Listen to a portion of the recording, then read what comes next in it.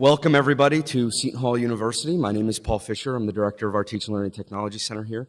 We're really pleased, and it's our pleasure to have you and this event particularly at the university. This is the kind of event to me that's evidence that what instructional technology can do for higher education is hearing it from our faculty. You know, a bunch of us can certainly get together and talk about what great work we're doing and how it's impactful in higher education. But hearing it actually from the faculty who are sitting next to us doing the work and then implementing it in their courses is really the proof in the pudding that what we do is worth it. And more these days we have to prove what we do is worth the money that we spend. So again, I want to thank certainly the committee that put this together, in particular the staff at Seton Hall that worked so hard to put the logistics together for the event and put Seton Hall and NJEDge in its best light. Sherry wanted me to say something brilliant, but I told her I need to save that for at least when I'm in front of my boss or the board or something like that. So without further ado, I'll introduce Sherry Prupis. Welcome to Seton Hall.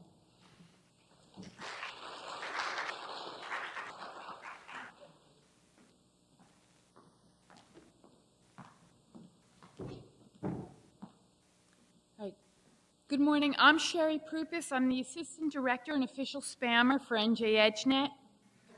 And I want to welcome you to our 11th Annual Faculty Best Practices Showcase and take a brief moment to explain a little bit about NJEDge and the kinds of things that we want to accomplish in our goals here for today.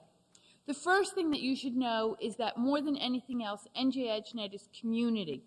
That we bring together the best and the brightest from around the state in technology, networking, video, e-learning, faculty developers, instructional designers, and it goes on.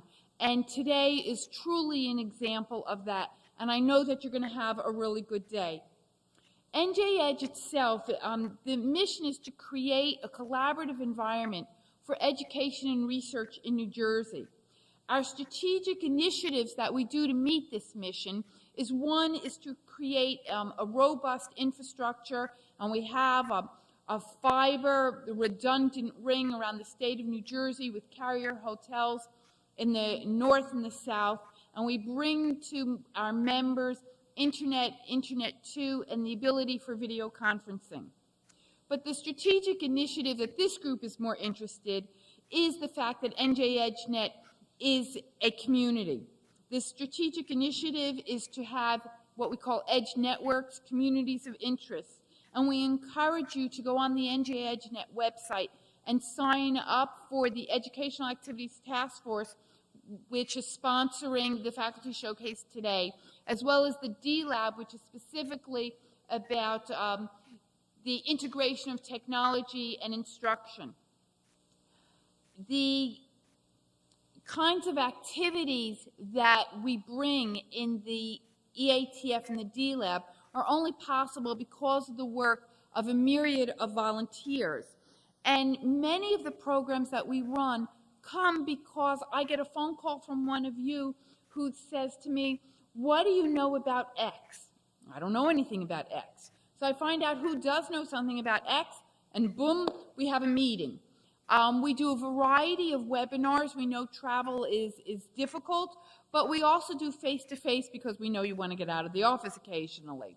And we also do, I can't stress enough how important community is for NJEDge. And the face-to-face is really important in creating relationships. So one of the most important things that you can do today is when you go to the different breakout sessions, sit next to somebody who you do not know, and turn around and introduce yourself and ask them what they do. And at lunch, get out of your comfort zone.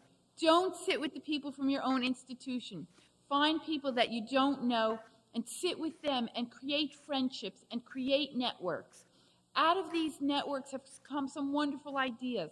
A few years ago, we ran a year-long symposium on copyright.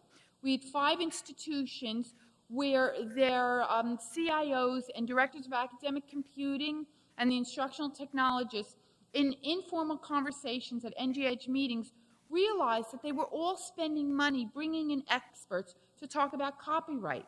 So what we did was We video conference. So there were 5 institutions. Each one was spending about $500 on bringing in a speaker, but the entire state got to hear from all 5 speakers. Another wonderful project that we've done is our NJEDge, our video portal and repository. And that's at njvid.net.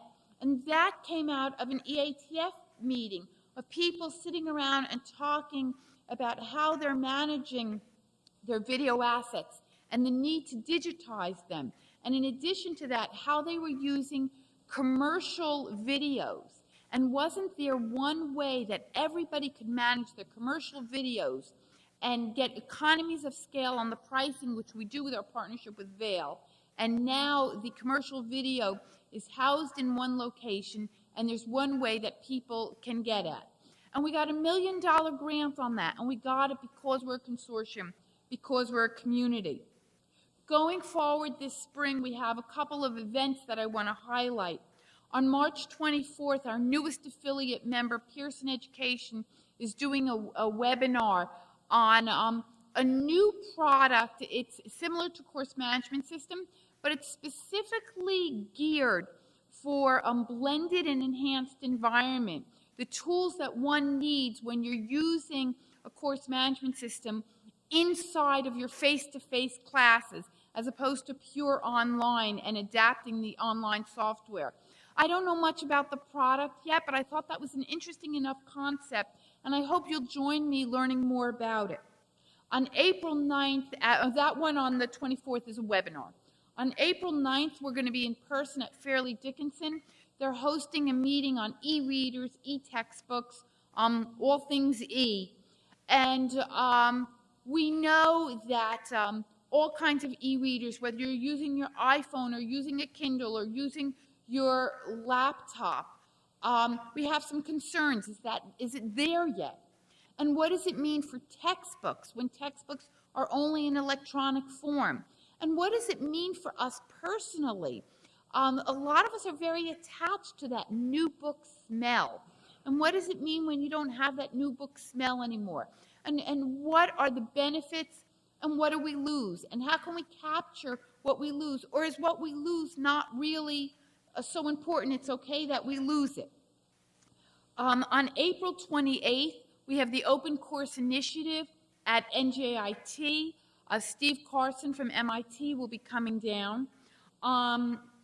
Also in April, we'll have our call for proposal for our annual conference in November. Not that I'm biased or have any stake in this, but if there's one conference that you attend in the year, you ought to make it the NJEDge conference. We have the best food. I mean, we have the best speakers and the best breakouts, and truly creating community, making sure that there's somebody on the other end of the phone, whatever it is. A faculty member comes in with an interesting proposal, but you're not sure how to deal with it, but you're comfortable picking up the phone and calling somebody.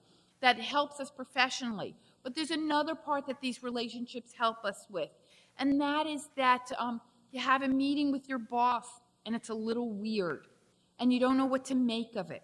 And you can't talk to anybody in your own institution about it. They know your boss. And you can't really talk to anybody at home because they don't really understand the environment that well. But we have each other. We're in another institution, but we understand the kind of work that we do, and we can call each other, and we can get professional growth advice and share professional development ideas and work through concerns and issues. And in addition to that, in the middle of the night when you have that brilliant idea, send an email to that person. Don't actually call them in the middle of the night. But it may be a collaborative idea that can turn into another $1 million grant. Today, I ask for you to do a couple of things. I think that one of our goals of all of us sitting in this room is to look at ways to transform teaching and learning. And it's not transform teaching and learning because of technology.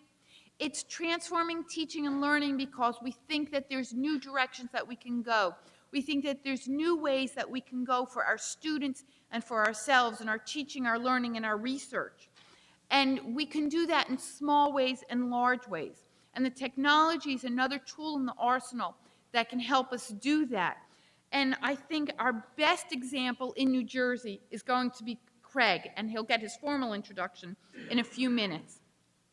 At about 11:30 today, after we have some of our breakouts, we're going to reconvene in this room, and on the stage, we're going to have our poster sessions. We ask you to do a couple of things. There are these cards in your book. The first thing is make sure on the bottom you put your own name on it, okay? And what we're going to do is we're going to pull one out of the hat, and TechSmith will be offering a prize for anybody who's attending. But more importantly, I want you to write down which poster session you thought was best. You don't have to explain why, just write it down. We're going to go through them at lunchtime, and the winner of the best poster session will get a full registration to the NJEDge conference. That includes hotel. So they'll be able to attend for the 2.5 days, won't cost them or their institution a penny. And in addition, we will feature them on the NJEDge website and make sure that their president and their provost knows that we thought that they were the up-and-coming and our newest, best, and brightest. So please participate in the poster sessions. In addition, please visit our vendors. We have our favorite affiliates, MRA International, in the back. We'll have ProMedia up here in the front, and a special thank you to TechSmith for supporting us and helping us out. I ask you to put your phones on stun, please. And while we have information for wireless in your book, if you could just occasionally, when you're in the breakout sessions, look up and nod at the speaker, regardless of what you're doing on your laptop. We'd appreciate that. On Mondays, we're going to send you out another email with the link to the evaluations, asking you to evaluate the sessions for us. That will be very helpful. Okay, now it's my great and wonderful pleasure to introduce Craig to you. Craig submitted a proposal to us for the annual conference, one among many, and we thought it was good enough to ask him to speak for us at the annual conference. And he had, there was a lot of breakout sessions, a lot of competition, so he has a dozen people in the room. To a last person, everyone who was in Craig's session came up to me and said that was their takeaway. That was the best thing that they got out of the 2.5 days, that everything about it, Craig's energy and his love for teaching and learning and his passion comes through. But what they were able to learn from him, big and small, a few things that they thought that on Monday morning they could change the way they teach and learn, and a few things that they have to spend a little bit of time to catch up to where Craig is. Craig is definitely one of our up-and-coming leaders, and I'd like you to join me in welcoming Craig to our stage. Thank you.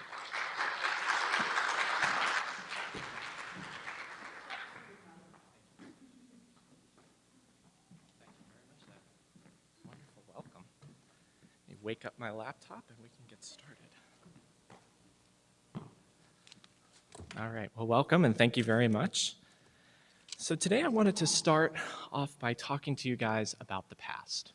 So in 1994, a book was published called The Internet Unleashed. How many people have read The Internet Unleashed or even heard of it? Okay. The Internet Unleashed looks like every other textbook published in the day. It claims to tell you how to master the internet, learn technologies such as Telnet and FTP and web pages. But what they don't tell you on the front of the book here on the Internet Unleashed cover is that the book, well, first off, when you hold it, it's 1,300 pages long. And that's a little strange for a technology book. And the reason why it's 1,300 pages long is in 1994, they felt that they could print every website that existed in the world in one book. So all the websites that existed at that time are in Internet Unleashed. So I was thinking about that when coming up for the ideas that I wanted to present to you guys today at this conference. And I wanted to think about how much has changed since 1994 in terms of how much information we actually have at our disposal. And I found some statistics on how many pages that Google currently has in its search engine. So in 1998, Google had access to 26 million pages. 2 years later, we went up to 1 billion pages, and 8 years later, we're up to 1 trillion. Now, those sound like big numbers, but let's actually see if we were to publish a book like Internet Unleashed today, how big would it actually be? So a sheet of paper is about 0.1 millimeters thick. I looked that up this morning. If we were to look at Internet Unleashed and measure it out by that size, it would be about 5.5 inches thick. Pretty thick book for 1,300 pages. In 1998, Internet Unleashed, if it printed every page that Google had access to, would stretch from Times Square to Union Square in Manhattan. Year 2000, we'd go from New York to Trenton at 62 miles long. And in 2008, if we were to publish the internet, it would be 62,137 miles, about 8 diameters of the planet that we live on right now. So pretty incredible that just 16 years ago, we felt that we could capture all of the digital information that we had at our disposal in one volume, and now it's completely impossible and seems like such a silly idea. So today, really what I want to talk to you about are some emerging trends. What can we look for? Because these technology trends tend to creep up on us, and we want to make sure that we are there at the forefront as educators to take advantage of them and use them in our teaching as effectively as possible. So these trends that I'm pulling here are coming from the New Media Consortium Horizon report. It's an annual report released every year, and they identify technology trends in the near term, medium term, and long term. In the near term, the Horizon report identifies mobile computing and the Open Content Initiative as the things that universities and colleges need to look into. 2 to 3 years, we're looking at electronic books and augmented reality becoming standard in colleges and universities. And 4 to 5 years, we're looking at gesture-based computing and visual data analysis. Seems like a lot of jargon and a lot of buzzwords. What I'm going to do is structure the presentation such that we start off by talking about some near-term goals, things that you can actually implement in your classroom today. Talk about mobile computing and how this revolution is changing the way we can interact with our students. For the second half of the presentation, we'll explore some of these far-off technologies such as augmented reality and visual data analysis. So let's get started with mobile computing. When I was a kid, I wanted some of these science fiction tools. I had this passion for Star Trek when I was a kid, and I really wanted to be able to have tools that they had on television, like the one you see here. I was making a standard magnetic sweep. From 0, I suddenly got a reading that was off the scale. Then a reverse polarity, and now I get nothing. So the age-old tricorder, it's a handheld device with this wonderful 23rd century design aesthetic built into it. Handheld or worn around your neck, it permitted voice communication between the crew members. You could capture images, playback video, sense phenomena within the local environment, and it also had knowledge of its location in space. Sounds a lot like something I have in my pocket right now. My iPhone currently is a handheld device that permits voice communication, image capture, video playback. It senses phenomena in my location in space, and it knows where it is.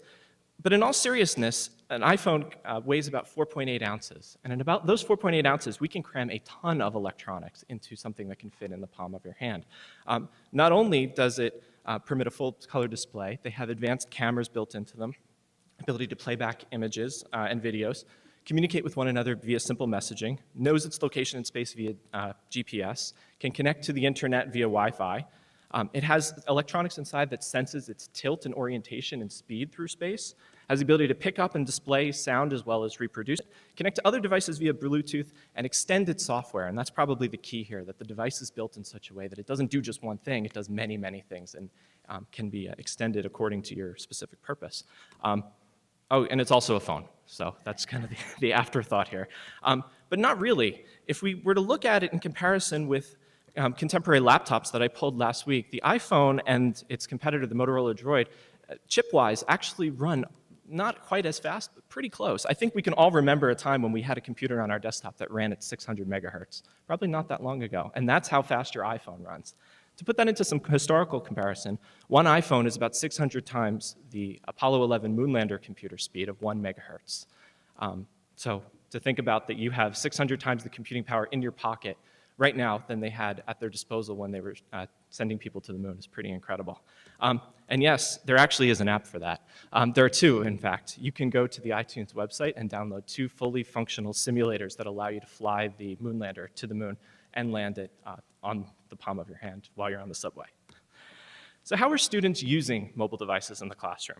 Well, in 2009, the ICAR study of undergraduate students in information technology surveyed 39 institutions, and they found that among those students, let me back up. They surveyed students many, many years ago on whether they actually have mobile devices. And they stopped surveying about 2 or 3 years ago because it's a ubiquitous technology. Every student has a mobile device. They started asking the question 2 years ago, how many students have smartphones? How many students have the ability to connect to the internet from a mobile device? And they found that last year, 51.2% of students indicated that yes, they do have this technology at their disposal, with an additional 11.8% saying that they plan to purchase this technology within the next 12 months, yielding an adoption rate of about 63% amongst undergraduate students. Compared to 2007, when we were only at a 12% adoption rate, we can see that within those 2 years, we've really increased the pervasiveness of this technology. Portability among students is key as well. While students remain about 98% compliant on bringing computers with them to school, we found that their ownership trends are changing as well. Portability is definitely the factor that students are placing most of their value on. We can see that over time, desktop ownership has decreased and laptop ownership has increased, while the overall number of computers that students own are the same. And expectations for students by mobile devices, 73% of students say that they plan on increasing their use of the internet via mobile devices, and almost half of students actually said that they feel that their mobile device within the next 2 or 3 years can replace the functionality of their laptop, which is pretty incredible stuff. So how are these things currently being used in the classroom? Well, you probably won't be too surprised to know that 32.2% of students say, while in class, I regularly use my mobile device for non-course related activity. Compare that to the students who say that they do use it for course-related activity, which runs around 11%. We can see that the technology has really not yet been adopted by our community in terms of reaching our students. So the question here is, how can we use mobile devices effectively in the classroom? And what I wanted to do now is give you some practical examples that you could take back and attempt to implement in your own schools. So the first is ask the audience. We have these ability for students to be able to communicate back with us in real time using devices that they already own. Why not use that to be able to survey a large group? In the past, we've had dedicated devices to do these things, and there are still a lot of reasons why you would want to go with an audience response system or a standard device that would do this sort of thing. But there are all sorts of open source and free alternatives now that we can use on an ad hoc manner.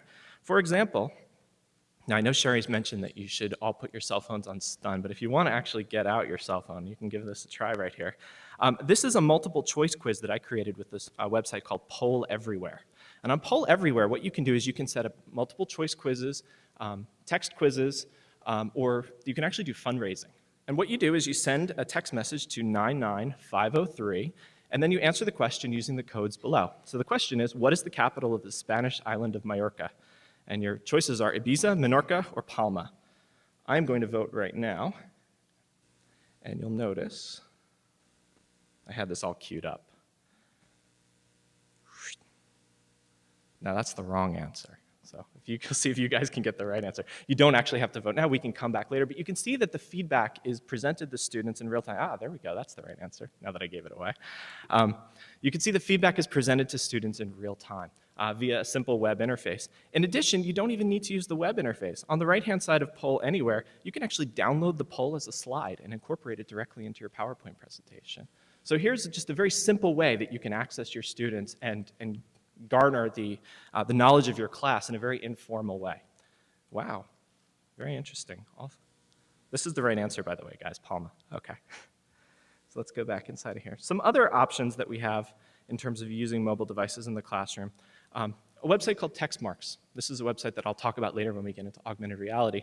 Allows you to create your own text distribution list for your classes. So I'm sure many of your institutions have emergency notification systems with text messaging.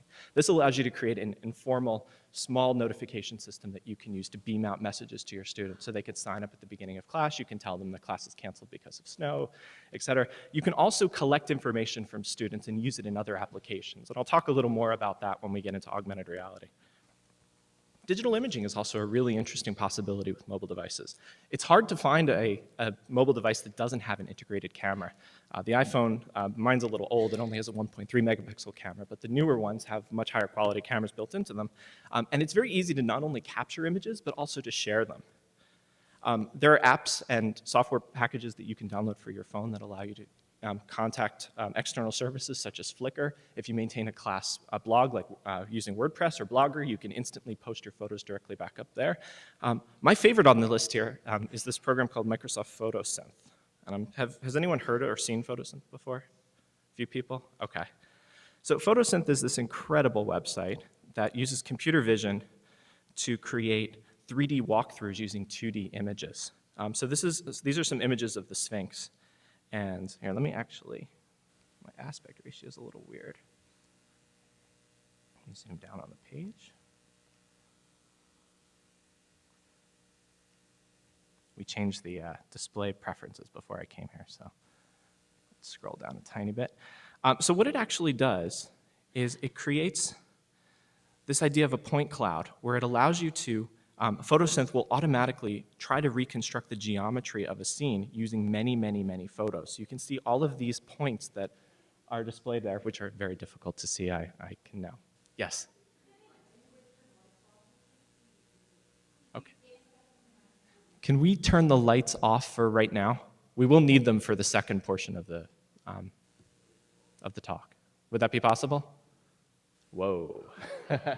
All right. That's perfect, actually. Great.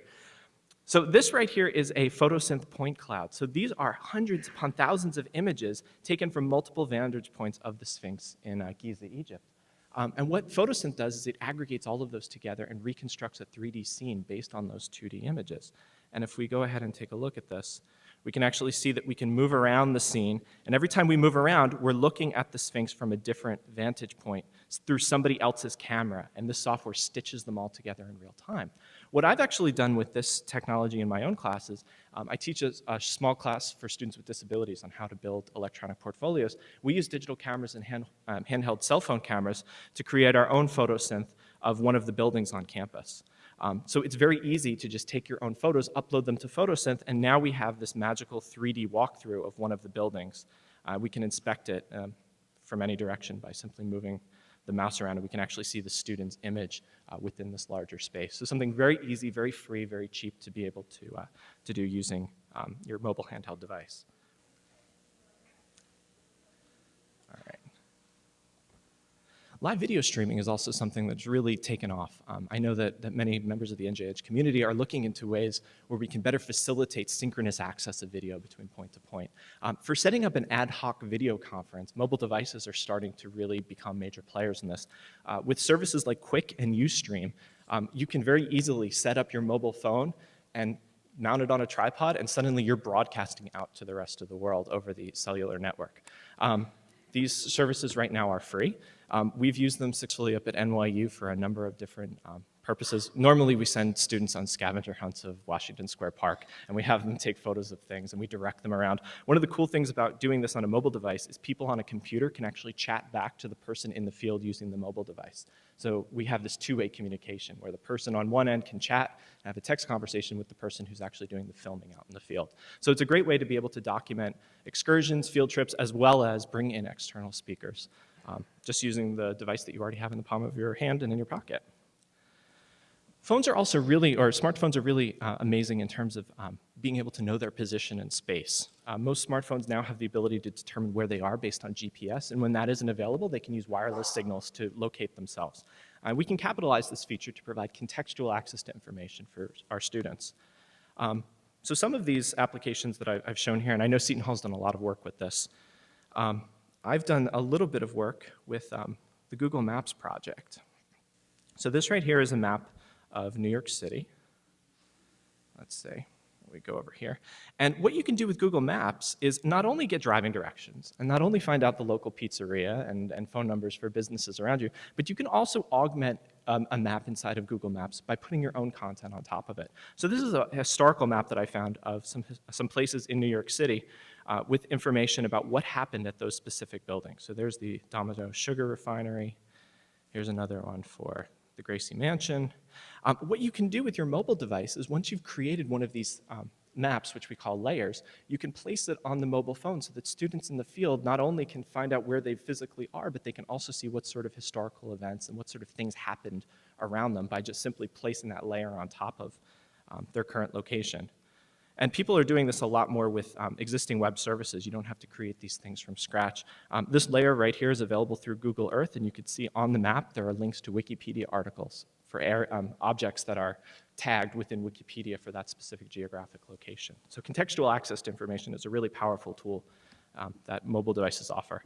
University of Southern Florida and West Florida have worked through a project called the Next Exit History Project, where they've set up a mobile network such that when you're driving, you have your cell phone sitting on the passenger seat next to you, and it will beep and tell you, if you get off at this next exit, it'll actually start talking to you and tell you what sort of historical places you can find on that next exit. So it's a project that the students are maintaining themselves to kind of document the local history of a specific area. One project that I'm really excited about, this is a project out of NYU. Two of my co-students up at the ITP program are working on this. They just got an incredible amount of funding for it too. So this is called the NOAA project. It's called Networked Organisms and Habitats. It's available on the iTunes store for free now. What it is it's a citizen science platform that allows you to document local biodiversity using your mobile device. So what they've done here in the center model here is you can take your cell phone to whatever location you want. Here it's Central Park, but it could be your own backyard. And you can click a photo to take a picture of a plant, an animal, anything you see in your local environment. The photo is uploaded to a website, it's geotagged with a little pin, and then citizen scientists are out there classifying the species of animal that you found within the local area, and they're using it to create these larger biomaps of specific areas. Historic Earth is also a great way to experience the location of an area. This is another project out of NYU.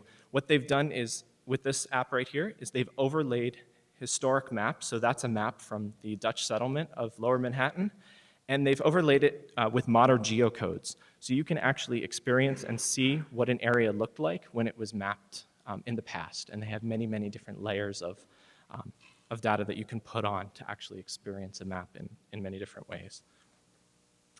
Mobile devices also have a significant amount of storage built into them, and we can really capitalize on that. I know in 2003, 2004, the big deal was podcasts, and it still is a pretty big deal. Podcasts allow us to access information, audio and video-based information, on the go, so that we're not tied to anyone else's schedule. I took a look at my iPhone before I came here, and I identified a few podcasts that I'm currently listening to right now. The KQED podcast out of California is a science video podcast that I listen to on the train all the time. The TED conferences on technology, engineering, and design, that's a video podcast that I really get into. Wait, Don't Tell Me. How many NPR fans do we have here? Many, I'm sure, yeah. Wait, Don't Tell Me is a great show. I just never get a chance to watch it, to listen to it, because I'm never in my car at that time. I can download the podcast and listen to it whenever I want. I actually have months worth of Wait, Don't Tell Me episodes that are yet unheard on my iPod, and it's always a treat when I can squeeze in an hour to listen to the podcast. And I've also downloaded a number of podcasts from iTunes University. These are academic podcasts focused on a specific subject. So I have the history of the Byzantine Empire on my iPhone as well. And again, I have access to that whenever I want. You can find podcasts in a number of ways. You can certainly go through iTunes. The iTunes store has access to two areas that are of interest to educators. One is the general podcast area, but the second is the iTunes University portion of the site, which allows you to cycle through podcasts that are maintained by other institutions of higher education. One of my favorite ways to find podcasts, though, is if you're a big NPR fan, NPR has a podcast link right on their website, which is just wonderful. You can find any show that they have and listen to it and download it right to your iPod. But the best thing that I found on their website is the ability to mix your own podcast. So say you're doing research on solar energy. You can actually go in here and type in the keyword solar energy. NPR will construct a custom podcast, and it will search through all of its news recordings, all of its shows, anything that's tagged with solar energy, and deliver the audio feed directly to your mobile device. So suddenly you can use this to kind of sift through all the content and just find access to the things that you're most interested in. And that's available on the the NPR site by clicking on the podcast link. All right. Creating your own podcast. It's easier than ever to be able to set up your own podcast. If you have software on your computer and you have a microphone attached, the software that I have linked out here is the Audacity package, which is an open source audio recording and editing suite. However, it's even easier than recording your own voice on your own computer. I'm going to try to do a live demo of this right here. Has anyone ever heard of this website called Dropio before? Okay, it's one of my new favorite obsessions. Dropio does, it's a kind of a difficult website to understand because it does so many things. In essence, Dropio allows you to create a static URL or a static web page that you can store files in. You can store up to 100 megabytes for free, and you can create any number of these things. One of the great things about Dropio, though, is it has this area on the right-hand side. Once you've created a drop, which is completely free, it gives you a phone number. So I'm going to actually call that phone number right now. And we'll put it on speakerphone. See if you guys can hear it. Dropio. Please enter your drop extension. My extension is 76066. Great. Leave a message after the tone. All right, so now I am live podcasting from the NJEDge Faculty Best Practices Workshop. Let's see if this works. So by just making a simple phone call with my mobile device, it's then taking my data, converting it to an MP3 file on the fly, and in a moment after it's finished, it will actually allow me to listen to it on any computer that has access to this drop. So once it's done processing there, we will be able to listen to everything I said. I can now click on it. All right, so now I am live podcasting from the NJEDge Faculty Best Practices Workshop. You can now share this as what they call a dropcast. So anyone, you can share this link with anyone, and on their mobile device, anytime you call into that phone number and start speaking, they'll be able to automatically get access to the content that you're talking about. So anywhere you have cell phone access, you don't need any fancy software. Granted, the quality is going to be a bit rough, but this is great from in-the-field reporting. You have students actually doing work out in the field. You can have them call back to a centralized drop and record their notes in audio format while they're at. And this is all completely free software. All right. Sorry, this switching back and forth is interesting. Because mobile devices have an extensible software framework as well, we have the ability to change their behaviors on the fly. So this picture on the left-hand side there, I'm sure a lot of you recognize. I remember spending about $150 graphing calculator when I took calculus in high school. And it was a big expense at the time. I can now buy an app for my iPhone for $1.99 that does everything that graphing calculator did. So there's no need to have a separate device. You can buy the software and have access to it wherever you'd like. In addition, the mobile devices are coming standard with a number of different internal sensors and electronics that allow you to treat it as though it's a generic tool to sense its local environment. I downloaded an application the other day called Real Tools that actually allows me to treat my iPhone as though it's a level. So when I'm hanging a picture, I can actually see if the bubble is in the center, and it works analogous to the physical tool. A compass, ruler, G-force meter, scale, even a seismometer. You can use the internal mechanisms of your tool to reconfigure itself so that it's a generic sensor, much like that tricorder that we showed at the beginning. We also have the ability to plug into physiological metrics. The Nike iPod project is a small sensor that you can put inside of your Nike shoe, and it talks via Bluetooth to your cell phone, and it tracks how far you're running, how fast you're running, how many calories you're burning, and you can have virtual races with your friends all over the world to compare your athletic abilities using nothing more than your mobile device. This Zeo project down here is a sleep sensor that you can wear while you're sleeping that actually records what level of sleep you're in, the quality of your sleep, and then will provide suggestions to you on how you can best improve your sleep quality. We're also seeing mobile devices being used as e-readers, and this is really something that kind of fits into that emerging category that we're not quite sure how it's going to play out. But in New York, I see tons of people using their mobile devices to actually read through content. The most popular reader right now that I found is the Iceberg reader for many different platforms. This icon in the center, the eye, that's the icon for this amazing application called Instapaper. It's available for the iPhone, and it's also available for the Kindle. What Instapaper does is, on your computer, it puts a small button in your browser, and that button reads Read Later.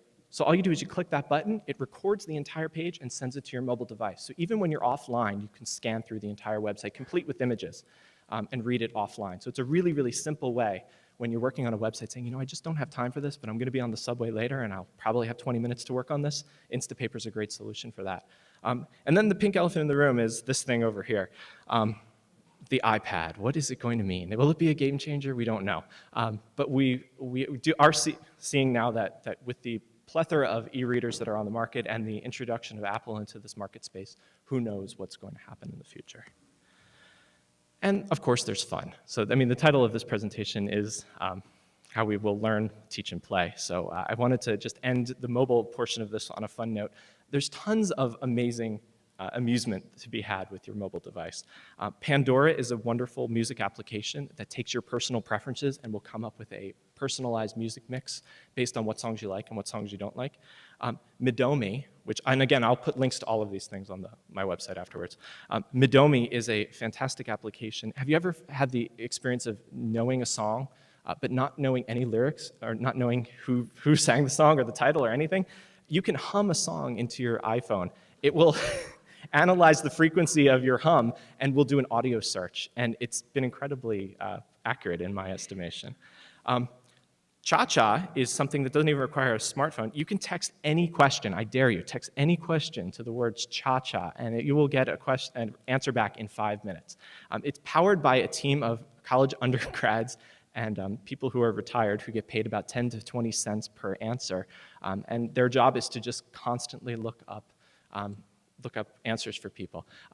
It's incredibly fun, and after I started using it, I used up all of my cha-chas that week because I just kept asking question after question. But it's really actually an interesting way to get at information because sometimes you just don't have the time to Google an answer. So sending it and offloading the research to someone else and getting back the answer is always interesting. And then this one down here, this is a fake caller. If you've ever been on a bad date or you've needed to get out of a meeting, you can actually use your phone to dial you and to give you a fake excuse. So here we have somebody having a person called Sue Anthony call and say to the person that they have jury duty and they need to leave. So you can schedule this ahead of time to get yourself out of a strange situation. So that is area one. I wanted to really focus on something that we can all use practically, something that our students already have. But now we're going to kind of venture off into uncharted territory. We're going to venture off into this weird world called augmented reality. We're going to attempt to do this with the lights as they are, but I may need to up the lights in order to make some of these demos work. So augmented reality, definition. If I read this definition to you, I'm sure 50% of you will be confused. Augmented reality is a term for live, direct, or indirect view of a physical real-world environment whose elements are augmented by virtual computer-generated imagery. Sounds like a lot of jargon, but I guarantee you all know what augmented reality is, and I'm going to give you an example that you've all seen before of augmented reality. Well, my little friend, got something jammed in here real good. Were you on a Star Cruiser? Help me, Obi-Wan Kenobi. You're my only hope. Help me, Obi-Wan Kenobi, you're my only hope. That is augmented reality. The ability to overlay computer-generated imagery over the real world is really at the crux of what we're talking about here. And this technology seems very far-fetched, very science fiction, but I promise you it exists and is alive and well, and I'm going to show you a number of examples of it right now. So augmented reality fits on this larger continuum called the virtuality continuum. It's coined by Paul Milgram in 1994, and it basically describes all manners of computer-human interactions. And it goes from one end, being the real world, the real environment, which I think we're all in right now, unless this is a simulation. And then the other end, which is the virtual environment, which is a completely computer-mediated environment. And then within the center, there's this area called mixed reality, and that's really what we're going to focus on today. So the real world, not much to talk about here. I just like that cartoon of this kid sitting in front of the window saying, "Worst game ever," under the word reality. Virtual reality is quite the opposite. This is remapping of all of our senses to a device. So you can see these wonderfully fashionable sets of eyewear and handwear are remapping the senses of sight and touch and smell and hearing to something that's being synthetically produced. And there are tons of examples of how virtual reality is actually being used. Virtual reality was all the rage, as you remember, in the early 2000s, and then kind of went out of fashion. But we found that by being able to remap senses completely, we can go through all sorts of, we can work on all sorts of very strange projects. This is a project out of Japan right now, overcoming a fear of heights using virtual reality. So what you do is you actually put on the goggles, and as you're walking around the space, all you can see is this synthetic environment where you're placed on top of a building, and you can see your sneakers, and that's about it. And people are terrified when you put this on. Even though you realize that you're within a cartoon world, the fact that you hear the rushing of the wind, you see the world around you, and you see these sneakers, suddenly you remap yourself to a new location. It's also being used for therapy purposes. This right here is an Iraq war veteran who's working with a therapist to overcome post-traumatic stress disorder, where what they're doing here is the therapist will talk to the client, and the patient will describe specific environments that he or she was in. The therapist can then program what the virtual world will look like based on those that criteria. They can also send through audio, video, as well as smell triggers to help the person work through whatever issue that they're trying to work through. One level down on the virtuality continuum is this idea called augmented virtuality, and that's a primarily virtual world augmented by humans. So here we can see that this technique is used a lot for projecting the weather and also in children's media. But what we're really going to talk about today is this idea of augmented reality. So we have mostly real-world stuff with just a little bit of virtual content put on top. And some popular examples are the 1st and 10 line in football, where that yellow line doesn't actually exist on the field. We can just augment it and place it in there in real time. And then the Haunted Mansion down in Walt Disney World, where a ghost will come home with you at the end of the ride. These are classic examples of augmented reality. Now here's some modern examples. This right here is the Topps baseball card collection that came out last year. So baseball cards have always been a very lucrative force, but they wanted to kind of find ways in which to make them more appealing to a newer generation. So what they did was they set up the baseball cards to be reactive to a webcam. So when you put the baseball cards in front of the webcam, the player will actually come out of the card, and you can see the player in virtual reality or augmented reality in front of you. This down here is the Esquire magazine that you would hold up to your web camera, and Robert Downey Jr. would bust out and start screaming at you and talking to you.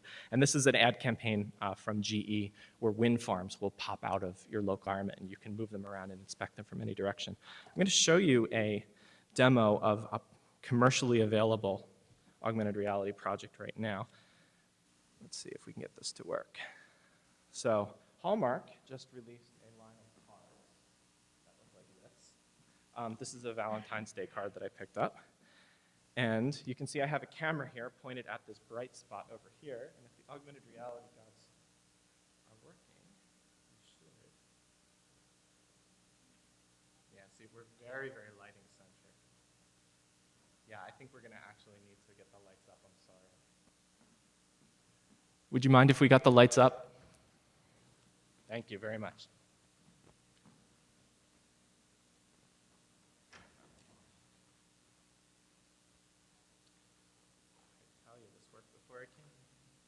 Hey, what you got there? It looks like a ticking heart. It is ticking. Is that bad? I don't know. It depends what happens when it stops ticking. Oh, It's overflowing with love. All right, so I won't subject you to the screaming characters, but you can see that augmented reality is this fantastic technology that allows you to overlay something that isn't actually there on top of something that is there. And let me make sure I quit that because I'm going to need to use it again in a moment. So pretty cool, right? Why is it available now? Like, why did this suddenly become something that we can now do? There's a number of reasons for this. Only recently, well, first off, augmented reality, the term was coined in the early 1990s by a Boeing engineer. His vision for augmented reality was a way for engineers to be able to put on some sort of magic set of goggles and see the plane that they were working on and see where specific components were to be put into the plane, to kind of take the user's manual out of a physical piece of paper and bring it contextually to the person who would actually be working on the device. But only recently has this technology actually been doable, in part mostly because of fast, cheap computers that we all have. Near ubiquitous mobile devices, we'll be talking in a moment how mobile devices are actually being used very heavily for augmented reality. Cheap pre-installed webcams. I guarantee if you bought a computer within the last 2 or 3 years, you have a small webcam at the very top. And that's really what's driving this, is that many more people have access to cameras. And then the last one, and probably the most techie of all of them, is that this can actually be done in Flash now, which means all you need is a web browser in order to experience augmented reality. And that's really how I got into augmented reality myself. So how does it work? Well, it uses a principle called geometric distortion, where we look for a specific symbol in the local environment, and then based on the distortion or the tilt of this object that the camera sees, we can determine its location in 3D space. So that's really the magic behind all of this. And then there are two methodologies that are used for displaying augmented reality. The first is the magic mirror methodology, and that's where you have a forward-facing camera looking at you, and you're looking at a representation of yourself in front of you. Oh yeah, you guys can't see that. We're going to do another demo in a moment, though. So I'll try to go through these quickly and get to the good stuff. I don't know if you guys probably can't see this one right here. This is just a mirror that somebody is actually, a physical mirror that somebody's looking at, and they're pressing buttons on it, and it's responding accordingly. These guys are all suited up with these tags all over their body. This is a research team from Columbia where they like to dress up like Dungeons and Dragons players and swing around swords in 3D space. The other area of interest is the methodology is magic lens. And the magic lens means that you're looking through the world through an intermediary. So if I use my mobile device to look at all of you, I can see all of you in the real world and also see whatever 3D content is on top of it. Another way is to use one of these highly fashionable set of augmented reality goggles, which I have right here. I'll demo these in a moment. These goggles have twin LCD screens inside of them. So basically when I put these on, I'm seeing exactly what's in front of me, but there's a small webcam on the other. So what's happening is the webcam is sending in information. It's being augmented in real time, and then I'm seeing both the real world and the virtual world all in one. So how can, oh, and before I go, let me just do my augmented reality disclaimer that I have to do whenever I talk about this is a emerging technology, and as such, it has inflated expectations associated with it.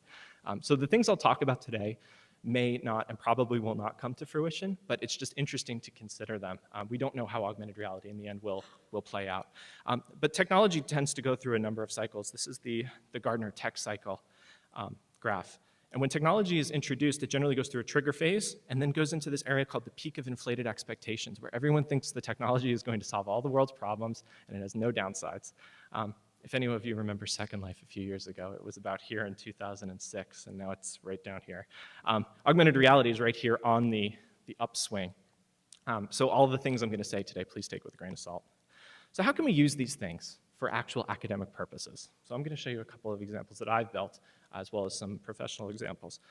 So the first is, and then we'll go into some real examples now, is what if we could use augmented reality to augment existing physical materials that students were already working with?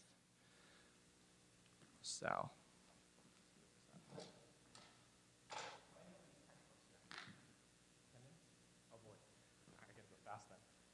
Amateur astronomy.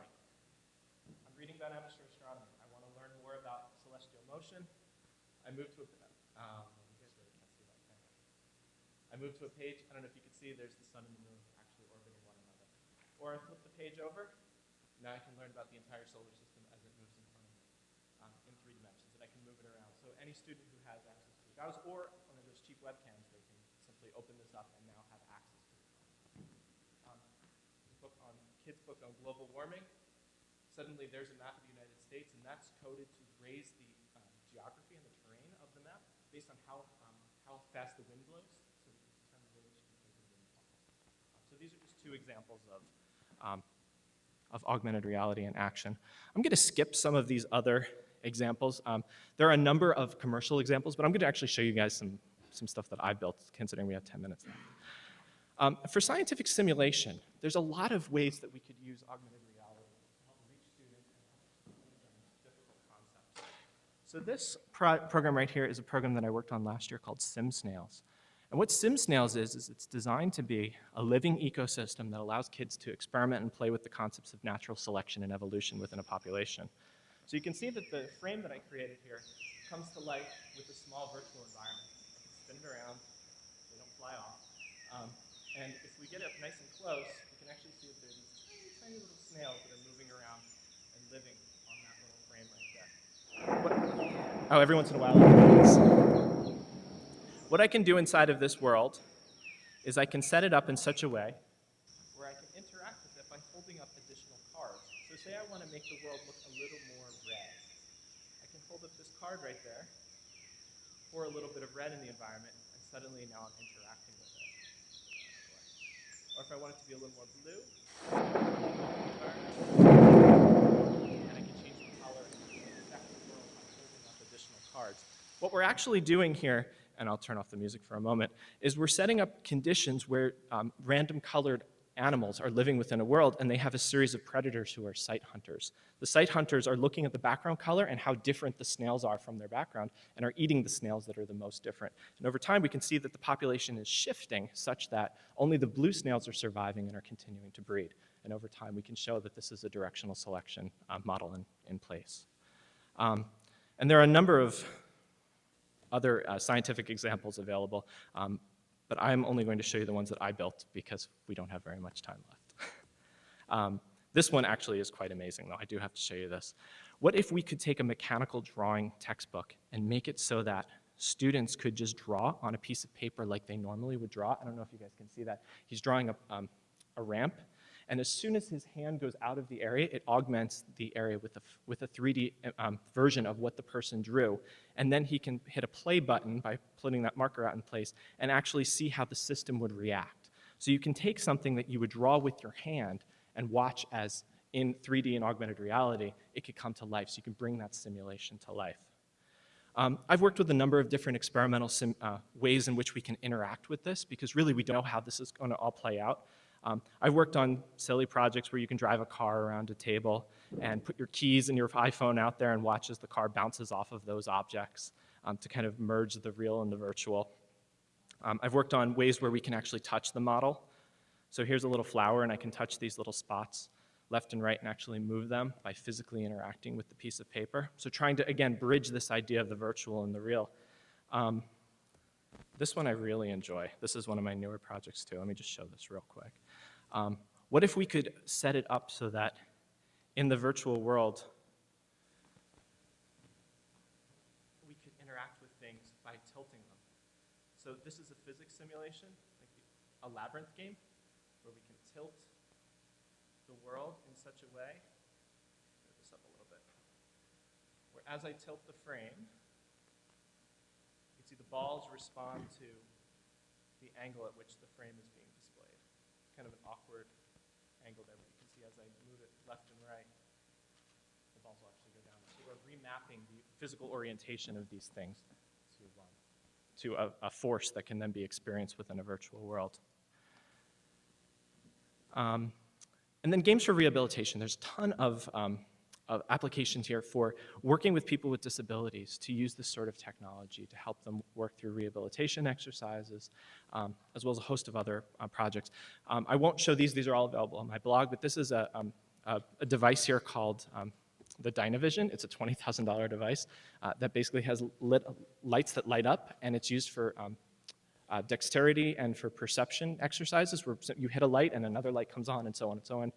I built a version of this in augmented reality where the player stands back and stars appear around them and they have to actually grab them with their hands. So they're using their left and right vision to actually go ahead and work through a perception exercise.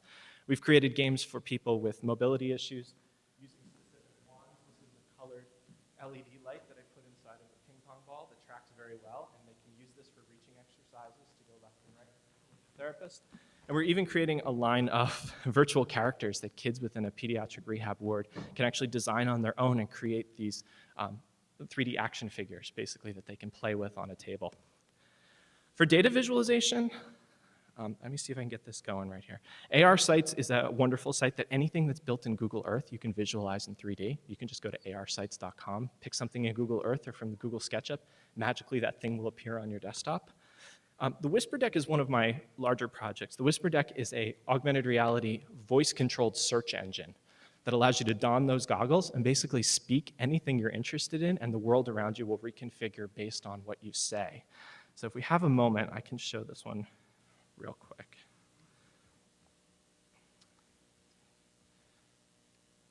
But if not, it closed. All right, we're going to skip the Whisper Deck. Check my website. There's a great video of it. Basically, what you can do is I can actually say, search for Seton Hall. The world will reconfigure itself, and images from the rest of the world will come in and flood my local area. I can even use it to hook into Google Analytics to determine the relative popularity of different terms around one another. So it's a way to kind of take yourself away from the computer and bring yourself into this virtual world that you can experience simply by speaking to it. All right. My newest project is this project. This is called ZooBurst. You can follow it on Facebook if you want and become a fan. ZooBurst is an augmented reality digital storytelling tool that I'm building for children that allows kids to construct their own 3D pop-up books and then experience them within augmented reality. And I'll show you how it works. I'll close out of this one. So this is a ZooBurst book. You can see that I can move it around in any direction. This is not augmented reality. I'm just simply moving around a web page in Flash. Kids can set up characters so that when you click on them, you can actually script behaviors and script pop-ups that will come up with the characters. And kids can have any number of pages hooked into the book. So we can go to the next page and then have a new, let me lower that a tiny bit, a new set of content pop up in front of you. Now, the cool thing about this is, one, it's not preset. So kids are not interacting with something that an author has actually created. They're creating their own world. The second cool thing is any kid with a webcam can experience his or her own book in augmented reality just by clicking a button. So this technology, which is very difficult to use for a developer, can actually be democratized and made available to kids, and they can actually experience their own content within a 3D world. Just by creating their own book. And the authoring environment, which will be available by the end of this month, if you're interested in checking it out, looks something like this, where kids can very easily click on objects from a preloaded library of open source public domain clip art. They can move the object around inside of the book. They can change its size, change its rotation, modify any aspect of the pop-up book they want, and as well as script behaviors and also script actions that they want their characters to play out within the virtual world. So this is my attempt at bringing augmented reality more to the masses. And mobile interfaces. This is really the future of augmented reality because not everybody is going to want to access these materials from in front of their computer. So mobile devices permit us the ability to access this material on the go using a device that we already have in our pocket. This is a device that's currently available in the iTunes store right now called Layar, which allows you to overlay Wikipedia information on your local environment as well as custom created areas. All you do is you hold your device around, and if it notices something in the environment, it will actually bring up contextual information based on that. Here's an application, the New York Subway Finder, which I use all the time, which allows you to just hold up your device. It tells you in what direction the nearest subway is and points you to it. And then Google Sky Map is a way on your Android phone to point your device at the sky and actually learn about the constellations and learn about the stars above you, and it'll map on top of those things what you're actually looking at. And then what is the future? Well, I'll put these videos on my website. We don't have a chance to watch them. MIT has come out with this program called the Sixth Sense. It's incredible. It's a head-mounted projector and camera, which actually projects an environment in front of you, and you can interact with the world by simply gesturing to it. So for instance, if you want to see what time it is, you hold your hand up in front of your camera, and you draw a watch on your arm, and it will project the watch actually onto your arm. It's pretty cool. You should check it out. And then for gaming, not that I'm going to show this entire video, but Sony and Microsoft are both coming out with augmented reality versions of their consoles within the next year. This right here is a game called iPet, where you can actually interact with this pet inside of his or her own virtual world. So he actually drew that car, and he can drive that car around and play with the pet. You can throw things at the pet will respond accordingly, and you're all just looking at this strange screen in front of you that is your world yet isn't your world. So I'm sorry that I rushed through the end of that there. I apologize, but I want to thank you very much for listening, and if you have any questions, feel free. I understand that the second portion was a bit interesting and a bit far off, but I would be happy to entertain any questions, so thank you.